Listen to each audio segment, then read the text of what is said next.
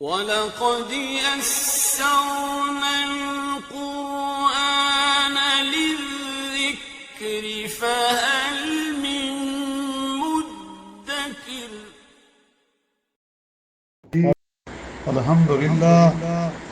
الحمدللہ وکفیٰ وسلام علی عبادہ الذین اصطفیٰ اما بعد اعوذ باللہ من الشیطان الرجیم بسم اللہ الرحمن الرحیم والشعراء یتبعهم الغاوون، اور شاعروں کی راہ تو بے راہ لوگ چلا کرتے ہیں. الم تر انہم فی کل واد یعمہون، اے مخاطب کیا تم کو معلوم نہیں کہ وہ شاعر لوگ خیالی مضامین کے ہر میدان میں سرگرداں پھرا کرتے ہیں. وَأَنَّهُمْ يَقُولُونَ مَا لَا يَفْعَلُونَ، اور زبان سے وہ باتیں کہتے ہیں جو کرتے نہیں ہیں. سبحان ربک رب العزت عما یصفون وسلام علی المرسلین والحمد للہ رب العالمین. اللہم صلی علی سیدنا محمد وعلی آلہ وصحبہ وسلم. پارہ 19واں سورۃ شعراء کی آیات مبارک 224 225 اور 226 کی تلاوت کی گئی ہے. جیسا کہ ہمارا موضوع آ رہا ہے کفار کے شبہات کا، کبھی وہ کہتے تھے کہ یہ قرآن مجید یہ اللہ کا کلام نہیں ہے، یہ جن اور شیاطین کا کلام ہے. کبھی کہتے تھے کہ کوئی کائن آپ کو بتاتے ہیں، جیسے کہ کل کائنوں کے بارے میں ذکر ہو رہا تھا. اور کبھی کہتے تھے یہ شاعرانہ کلام ہے شاعر لوگوں کا. تو اللہ نے اس کی بھی تردید کر دی کہ شاعر لوگ جو ہیں وہ تو بے تکی باتیں کرتے ہیں، وہ خیالی مضامین بناتے ہیں اور جو کہتے ہیں اس پر عمل نہیں کرتے، یعنی وہ تصوراتی دنیا میں رہتے ہیں. آج جو ہمارا موضوع ہے وہ اسی شاعروں کے بارے میں ہے. یہ جو دوسرا شبہ ان کا تھا، یہاں یہی جواب دیا گیا ہے کہ آپ شاعر بھی نہیں ہیں. جیسے کہ کل کہ ہم نے آیات تلاوت کی تھی تو اس میں کیا تھا کہ آپ کاہن نہیں ہیں. آج اس شبہ کا جواب دیا ہے کہ آپ شاعر بھی نہیں ہیں، جیسا کہ یہ کفار خیال کرتے ہیں. عرب جاہلیت کی تہذیب و تمدن میں شعراء کے خاص اور بڑا ممتاز مرتبہ تھا. عرب کے شعراء دنیا بھر میں مشہور تھے، ان کو اپنے شعر و شاعری پر بڑا ناز تھا. ان کا کلام جاہلیت کا کلام آج بھی بڑے اس کو عزت کی نگاہ سے دیکھا جاتا ہے. عیب کو ہنر اور ہنر کو عیب بنانا ان کا معمولی کرتب تھا. پھر ایام جاہلیت کی عرب شاعری جس قسم کے مضامین سے لبریز تھی وہ یا تو شہوانیت اور عشق بازی کے مضامین، یا شراب نوشی کے، یا قبیلی منافرت کے اور جنگ و جدل کے، یا نسلی فخر و غرور کے. نیکی اور بھلائی کی باتوں میں بہت ہی کم پائی جاتی تھی. پھر جھوٹ، مبالغہ، بہتان، ہجوم، بے جا تعریف، طنز و طعن اور مشرکانہ خرافات تو اس شاعری کی رگ رگ میں بے واسطے تھے. اس لیے نبی کریم صلی اللہ علیہ وسلم کا ارشاد مبارک اس شاعری کے متعلق یہ تھا کہ تم میں سے کوئی شخص خون اور پیپ سے اپنا پیٹ بھر لے یا اس سے بہتر ہے کہ وہ شعر سے اپنا پیٹ بھر لے. حدیث میں باروایت حضرت ابو سعید خدری رضی اللہ تعالیٰ عنہ بیان کیا گیا ہے، اللہ کم و بیش مال فرمائے، کہ جس کا مفہوم ہے کہ ایک بار ہم رسول اللہ صلی اللہ علیہ وسلم کے ہم رکاب سفر میں چلے جا رہے تھے، مقام عرج میں ایک شاعر اپنے اشعار پڑھتے ہوئے سامنے آیا. حضور اکرم صلی اللہ علیہ وسلم نے فرمایا کہ شیطان کو روک دو. اگر تم میں سے کس کا پیٹ پیپ اور لہو سے بھر جائے تو اس سے بہتر ہے کہ اس کا پیٹ شیر سے بھرا ہوا ہو.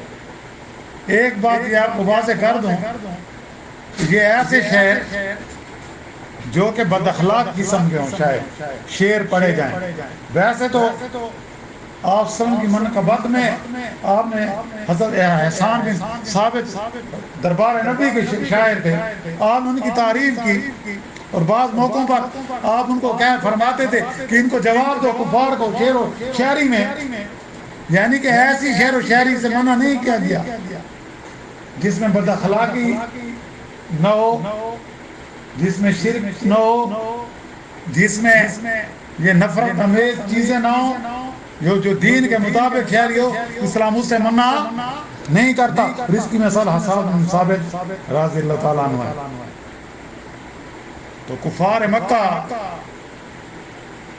جو قرآن کو شاعری اور حضرت صلی اللہ علیہ وسلم کو معاذ اللہ شاعر ہونے کا الزام اور بہتان لگاتے تھے، اس کی تردید میں شعر اور شاعری کی حقیقت کو بیان فرمایا گیا کہ شاعروں کی 3 صفات ان آیات میں بتلائی گئی.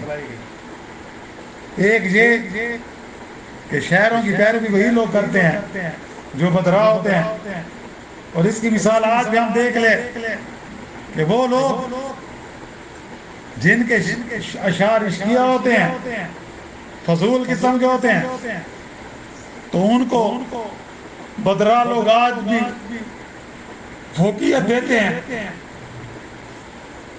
یعنی شاعروں کی ضروریت انہی لوگوں میں شامل ہوتی ہے جو خود بھٹکے ہوئے ہوتے ہیں. اور دوسری صفت یہ بتائی گئی کہ ہر میدان میں یہ سرگرداں پھرا کرتے ہیں، پریشان ہوتے ہیں. اب شاعروں کو دیکھیں جو ہے عام قسم کے شاعر، خاص قسم کے شاعروں نے تو بڑا کام بھی کیا ہے. دربار نبی کے شاعر حسان بن ثابت تھے. اس طرح تحریک پاکستان میں علامہ اقبال بھی شاعر تھے. ان کا بھی ایک کردار ہے کہ ان کی شاعری جو ہے وہ ایک تصوف والی شاعری ہے، لیکن جو اکثریت ہے وہ فضول شعر و شاعری میں آج بھی آپ سنتے ہیں لوگوں سے. یعنی خیالی مضامین کی تلاش میں یہ ٹکرے مارتے ہیں اور ٹھوکرے کھاتے پھرتے ہیں. واقعات اور حقیقت سے ان کا کوئی واسطہ نہیں. ان کی باتیں تمام تخیل پرستی کی ہوتی ہیں، اور شعر و شاعری میں اکثر وہ تصور چلتا ہے. کہیں آنکھوں سے آسمان کا گنبد گراتے ہیں، کہیں آنسوں سے بحر کلثم بہاتے ہیں، کہیں شب ہجر کے دور کو قیامت سے بڑھاتے ہیں. جو مضمون پکڑ لیا اس کو بڑھاتے چلے جاتے ہیں.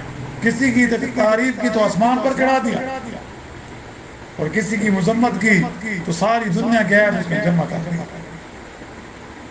موجود کو معدوم اور معدوم کو موجود ثابت کرنا ان کے بائیں ہاتھ کا کھیل ہے.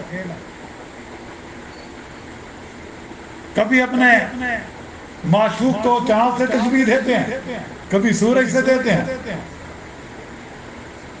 ہر جھوٹ مبالغہ اور تخیل کے جس جنگل میں نکل گئے پھر مڑ کر نہیں دیکھا. اور تیسری صفت آیات میں یہ بیان کی گئی ہے کہ جب یہ زبان سے وہ باتیں کہتے ہیں جو کرتے نہیں، یعنی ان میں پریکٹیکل باتیں نہیں ہوتی، سارا تصور چلتا ہے اکثر. یعنی شاعر کو عمل کی زندگی سے کوئی تعلق نہیں ہوتا. وہ مضامین شجاعت و مردانگی کے باندھے گا لیکن خود بھاگنے والوں میں سب سے آگے ہو. شعر پڑھو تو معلوم ہو کہ رستم سے زیادہ بات ہے، اور جا کر ملو تو پرلے درجے کے ڈرپوک. تاریخ کی کتابوں میں بنو امیہ کے دور کا ایک واقعہ لکھا ہے. صحیح ہے یا غلط ہے اللہ ہی بہتر جانتا ہے. یا وہ راوی جس نے لکھا ہے اس کی اپنی گردن کہ مشہور عرب شاعر فرزوق نے جب خلیفہ وقت سلیمان بن عبد المالک کے سامنے اپنا وہ شعر پڑھا جس میں حرام کاری کا ذکر تھا، تو خلیفہ نے فوراً کہا اس اقبال جرم کے بعد تم پر حد شریف واجب آ گئی ہے۔ آپ تو یہ شعر بڑا کھٹ پٹایا مگر تھا ذہین اور چلا، فوراً یہی آیات قرآن پڑھی وَإِنَّهُمْ يَقُولُونَ مَا لَا يَفْعَلُونَ وَإِنَّهُمْ يَقُولُونَ مَا لَا يَفْعَلُونَ، یعنی یہ خیر زبان سے وہ باتیں کہتے ہیں جو کرتے نہیں۔ اپنی صفائی میں پڑھ کر جان بچائی، گویا اس نے یہ ظاہر کر دیا کہ ہم شاعر لوگ ہمارے کلام سے ہمارے تحمل کا کوئی واسطہ نہیں، اس طرح بات کیا۔ الغاز تیسری صفت یہاں آیات میں شعراء کی یہی بتلائی گئی ہے کہ یہ زبان سے وہ باتیں کہتے ہیں جو کرتے نہیں۔ اب شاعروں کی یہ خصوصیات بتلا کر یہ جتلایا گیا کہ پیغمبر خدا کی جماعت سے کیا تعلق اور کیا لگاؤ۔ جو کفار معاذ اللہ آپ کو شاعر اور کلام الہی کو شعر و شاعری کہتے ہیں، اب جہاں چونکہ شعراء کی مذمت ارشاد ہوئی، جس کے منہ میں سب نظم کہنے والے اشعار پڑھنے والے صورتاً داخل ہو گئے، اس لیے کہ ان شعراء کا استثناء فرمایا گیا ہے کہ جن کی شاعری حقائق اور صداقتوں کی جامع ہے، جو تائید دین اور اشاعت علم اور نصرت و حمایت حق میں کی جائے، جس سے کام دنیا کا غلبہ کا لیا جائے، اور بتلایا جاتا ہے کہ جو اوپر شعراء کی مذمت ہوئی ہے اس سے ان شعراء کو مستثنیٰ کیا گیا، جن میں جو 4 خصوصیات ہیں، وہ 4 خصوصیات کون سی ہیں انشاءاللہ کل کے درس میں بیان کی جائیں گی۔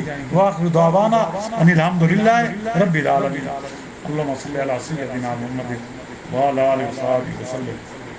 ربنا آتنا في الدنيا حسنة وفي الآخرة حسنة وقنا عذاب النار وادخلنا الجنة مع الأبرار يا عزيز يا غفار يا رب العالمين۔ ربنا تقبل منا إنك أنت السميع العليم وتب علينا إنك أنت التواب الرحيم۔ صلى الله تعالى على خير خلق محمد وآله وصحبه أجمعين برحمتك يا رب العالمين۔